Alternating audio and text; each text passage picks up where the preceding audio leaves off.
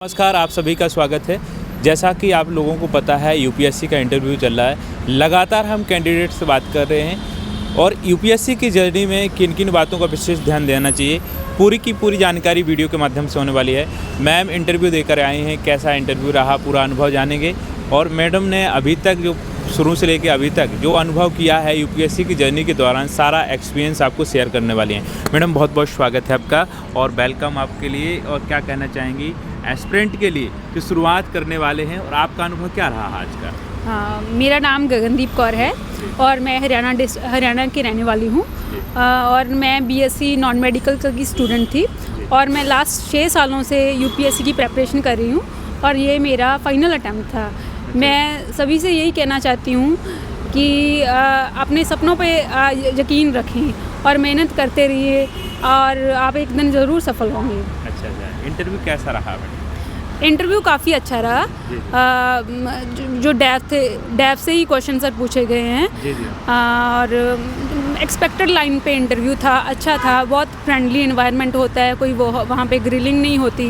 कोई जैसे आपको दिखाया जाता है कि इंटेरोगेशन टाइप होगा, वैसा कुछ नहीं होता, बहुत फ्रेंडली होते हैं। अच्छा। तो काफ़ी अच्छा एक्सपीरियंस रहा। अच्छा, कहाँ से ज़्यादातर सवालात रहे, कहाँ से पूछे गए? सवाल ज़्यादा तो डैफ से ही पूछे गए हैं। मेरी ये सेकंड इंटरव्यू है। और लास्ट टाइम मेरे डैफ से कुछ नहीं पूछा गया था, मुझसे सिर्फ फैक्चुअल क्वेश्चन पूछे गए थे। इस बार ज़्यादा डैफ से ही रहा है मेरे क्वेश्चंस। अच्छा। और फॉरेन पॉलिसी पे थे, हमारे जो यूएसए के साथ जो अभी रिलेशन के पे हो रही है बात, उस पे थे। वेनेजुएला क्राइसिस पे थे और हरियाणा पे थे, इंफ्रास्ट्रक्चर पे थे। सेक्स रेशो का पूछा गया और जो है हरियाणा में लेबर फोर्स पार्टिसिपेशन है फीमेल्स की, उसके रिगार्डिंग पूछे गए। और हमें क्या करना चाहिए, ड्रग का क्या इशू है और क्या क्या किया जा सकता है, ये सारे क्वेश्चंस थे। अच्छा। हॉबी का क्या कैसा रहा? हॉबी पे मेरा कोई क्वेश्चन। हाँ, तो सवालात जो रहे बता रहे थे। हॉबी से मुझसे हॉबी मेरी एक तो मूवीज़ देखने की थी, एक डायरी राइटिंग की थी। तो डायरी राइटिंग पे उन्होंने पूछा था कि क्या इससे आपको क्या हेल्प मिलती है और सिविल सर्विस के लिए क्या इम्पोर्टेंस है डायरी राइटिंग के लिए। उसके बाद उन्होंने मेरी एक अचीवमेंट थी कि मैं अंडर 14 में जूडो के लिए हुई हूँ। तो उनसे पूछा था कि कैसे जूडो कंट्रीब्यूट करता है आपकी फिज़िकल और मेंटल स्ट्रेंथ के रिगार्डिंग। इसके अलावा क्वेश्चन है कि डायरी राइटिंग एक प्राइवेट चीज़ है और आज के ज़माने में जो बच्चे हैं वो सोशल मीडिया पे हर चीज़ यूज़ करते हैं, दिखाते हैं अपनी प्राइवेट लाइफ। तो कैसे बैलेंस होना चाहिए, कितना यूज़ होना चाहिए, ये सब क्वेश्चन। करंट से भी रिलेटेड कुछ रहा? करंट से ज़्यादा नहीं पूछा गया मुझसे, सिर्फ वेनेजुएला क्राइसिस के रिगार्डिंग ही सर ने पूछे थे, 1-2 क्वेश्चन ज़्यादा नहीं रहे। अच्छा। ये इंटरव्यू हो जाता है, अब प्री के लिए आप कैसे तैयारी कर रहे थे? प्री के लिए क्या रणनीति रही आपकी? प्री के लिए सबसे पहले तो सबसे इम्पॉर्टेंट मुझे जो लगता है वो है प्रीवियस ईयर क्वेश्चंस। वो आपको एक गाइडेंस देते हैं कि आपने कैसे तैयार करना है और कहाँ से क्वेश्चन पूछे जाते हैं। तो सर वो सबसे इम्पॉर्टेंट है। इसके अलावा आप अपने जो बेसिक्स हैं उसे स्ट्रॉन्ग रखिए। जो भी एनसीईआरटीज़ हैं और जो भी बेसिक किताबें हैं सारी उसे पढ़ना चाहिए और करंट अफेयर्स के साथ आप उसे जुड़े रहिए, न्यूज़पेपर पढ़ते रहिए, ये सारी होती है सर। अच्छा। तो न्यूज़पेपर पढ़ रहे थे, केवल आपकी मैगजीन भी साथ में पढ़ी या दोनों पढ़ रहे थे? नहीं, मैं दोनों पढ़ रही थी। न्यूज़पेपर तो मैं पिछले 6 सालों से कंटिन्यूसली पढ़ रही हूँ। इसके अलावा मैं मंथली जो मैगजीन्स होते हैं, मैं विजन आईएएस के यूज़ करती हूँ, मैं वही पढ़ती थी। वो बहुत अच्छे हैं, वो सारा सिलेबस कवर कर ही लेते हैं। अच्छा मैडम, ये सवाल एक रहता है ऑप्शनल का। ऑप्शनल आपका एजुकेशनल बैकग्राउंड आपने क्या बताया क्या है, और ऑप्शनल भी आपका क्या एजुकेशनल बैकग्राउंड से रहा है, क्या लग रहा है? नहीं, मेरा एजुकेशनल बैकग्राउंड मेरा नॉन मेडिकल है, बीएससी नॉन मेडिकल है जो साइंस का है, लेकिन ऑप्शनल मेरा पीएसआईआर है। दोनों डिफरेंट हैं, उसमें कोई आपस में नहीं है ज़मीन। इसके लिए आप कैसे तैयार किया है ऑप्शनल के लिए? ऑप्शनल के लिए मैंने जो बेसिक स्टडी बुक्स होती हैं ऑप्शनल के रिगार्डिंग, जैसे शुभ्रा रंजन मैम के नोट्स हैं वही किए हैं। इसके अलावा मैंने जो डेली न्यूज़पेपर पढ़ती थी उसमें जो भी अपडेट आता था वो मैं अपने नोट्स में ऐड करती रहती थी। और प्रीवियस ईयर क्वेश्चंस किए हैं और जो टॉपर्स की होते हैं, जो उनके एग्ज़ाम दिए होते हैं, उनकी बुकलेट्स आती हैं, उनसे गाइडेंस ली कि कैसे आंसर राइटिंग करनी है। अच्छा। आप नोट्स बनाते थे इसके हाँ जी। करंट के कि करंट अफेयर्स के लिए जो पेपर पढ़ते थे या केवल पढ़ते थे? नहीं, मैं पढ़ती भी थी और जो भी मुझे लगता था कि ये इम्पोर्टेंट चीज़ है, मैं उसके नोट्स भी बनाती थी। अच्छा अच्छा। स्टैंडर्ड बुक के अलावा भी कोई नोट्स बनाने की कोशिश की अलग से आपने, जैसे कि लक्ष्मीकांत हुआ, ज्योग्राफी के लिए अलग बुक है, सारी की सारी स्टैंडर्ड के अलावा नोट्स भी बनाए थे आप? हाँ, स्टैंडर्ड बुक्स प्लस अपने खुद के नोट्स, क्योंकि आप फिर वो आप सारी बुक्स नहीं पढ़ सकते बार बार, फिर आपको वो प्रिसाइज नोट्स चाहिए जो आपको लास्ट टाइम पे रिवाइज करो, तो नोट्स बहुत इंपॉर्टेंट है। अच्छा मैडम, सीसेट बहुत बड़ी बाधा होती है छात्रों के लिए, तो आप सीसेट के लिए क्या प्लान कर रहे थे, कैसे तैयार किया था?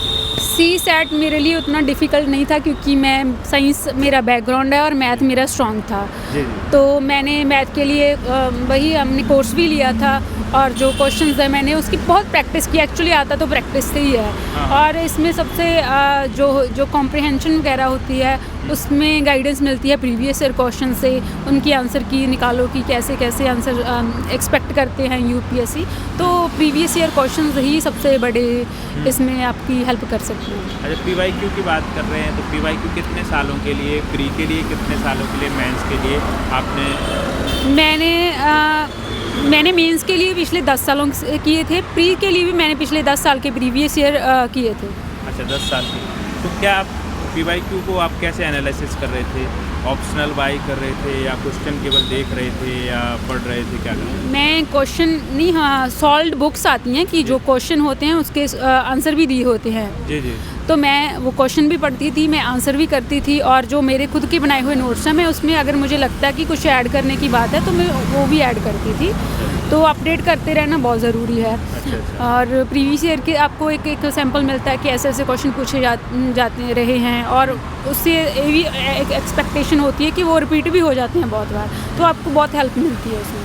अच्छा अच्छा अच्छा। मैडम, कितने क्वेश्चन अटेम्प्ट किए थे आपने फर्स्ट पेपर प्री में और सेकंड पेपर में? मैं प्री में मैं 75 से लेके 80 तक ही अटेम्प्ट करती हूँ हर बार। मेंस के लिए तो फिर सारे ही करने होते हैं। अच्छा, नहीं तो फर्स्ट पेपर में 75 से 80 के बीच में। हाँ। और सी सेट में कितने क्वेश्चन? सी सेट के लिए मैंने 80 क्वेश्चन आते हैं, मैंने 40 कर दिए थे, हाँ। कि जिसमें मैं श्योर थी, अदरवाइज़ मैंने ज़्यादा अटेम्प्ट नहीं किए। अच्छा, इससे पहले भी आपने इंटरव्यू दिया है, और उससे पहले आपके जैसे बताया आपका 6th अटेम्प्ट है ये वाला, तो मोटिवेशन कैसे अपने आप को कर रहे थे? मोटिवेट रखना बहुत लंबी जर्नी होती है। जब आपको क्लैरिटी हो कि आपको ज़िंदगी से क्या चाहिए और आप उसके लिए कितनी मेहनत कर रहे हो और आप कितनी मेहनत और करने के लिए रेडी हो, तो मोटिवेशन खुद ब खुद आ जाती है। अच्छा, क्लैरिटी से आती जी जी। है। प्री हर बार हो रहा था आपका कि? नहीं, प्री फर्स्ट 3 अटैम्प्ट में मेरा प्री नहीं हुआ था, 4th अटैम्प्ट में मेरा प्री हुआ था, 5th में प्री हुआ और मेंस हुआ। इंटरव्यू भी अच्छा गया, लेकिन फाइनल कट ऑफ से कम रहे मेरे मार्क्स। ये मेरी 6th अटैम्प्ट है, प्री भी है, मेंस भी है, अभी इंटरव्यू दे रही हूँ। अच्छा अच्छा अच्छा। मैडम, आंसर राइटिंग शुरू से की आपने कि प्री के बाद ही स्टार्ट किया आपने? नहीं, आंसर राइटिंग मैंने शुरू से नहीं की। मैंने ज़्यादा भी नहीं की, मैंने सिर्फ जब मेरा प्री क्लियर हुआ उसके बीच में मैंने 4-5 पेपर लिखे थे। ज़्यादा नहीं मेरी की, मेरा फोकस अपने कंटेंट तैयार करने पे था, क्योंकि मेरी राइटिंग अच्छी थी और मेरी स्पीड अच्छी थी, तो मैंने वही अपना कंटेंट पे ज़्यादा फोकस किया। आंसर राइटिंग मेरी लिमिटेड थी। जो शुरुआत करना चाहता है आंसर राइटिंग, कौन कौन सी बातों का टिप्स आप देना चाहेंगे? क्योंकि छात्रों के लिए शुरुआत करना बड़ी मुश्किल होता है आंसर राइटिंग।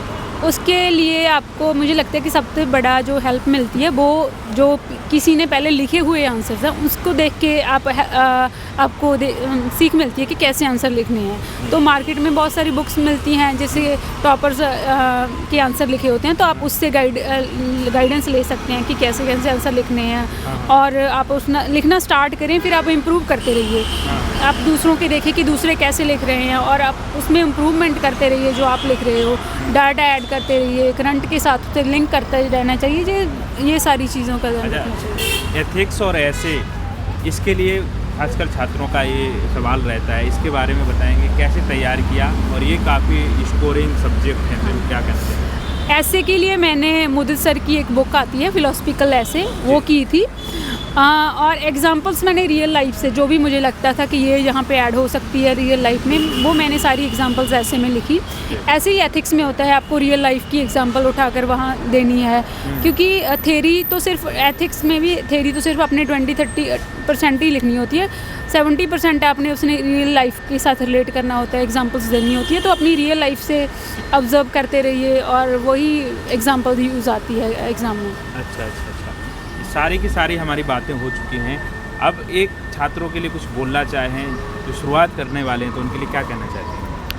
कि अगर आपको क्लैरिटी है कि आप ज़िंदगी से क्या चाहते हो और आप अपनी मेहनत करने के लिए आप तैयार हो, बार बार फेल होने के लिए भी आप तैयार हो, और तो आपको यूपीएससी ज़रूर करना चाहिए। इससे ना सिर्फ आपकी नॉलेज बढ़ती है बल्कि आपकी पर्सनालिटी भी बहुत डेवलप होती है। और मैं कहना चाहूँगी कि सभी को ट्राई करना चाहिए जो कर सकते हैं, और मेहनत करते रहो, एक दिन ज़रूर कामयाबी मिलेगी। तो दोस्तों, ये थी हमारी वो सारी की सारी बातें जो मैम ने अपने यूपीएससी जर्नी के दौरान अनुभव की हैं, शेयर की। आप लोगों के जो भी डाउट हो वो कमेंट करके बता सकते हैं, हम अगले वीडियो में इसकी पूरी करने की कोशिश करेंगे। ऑल द बेस्ट, नमस्कार।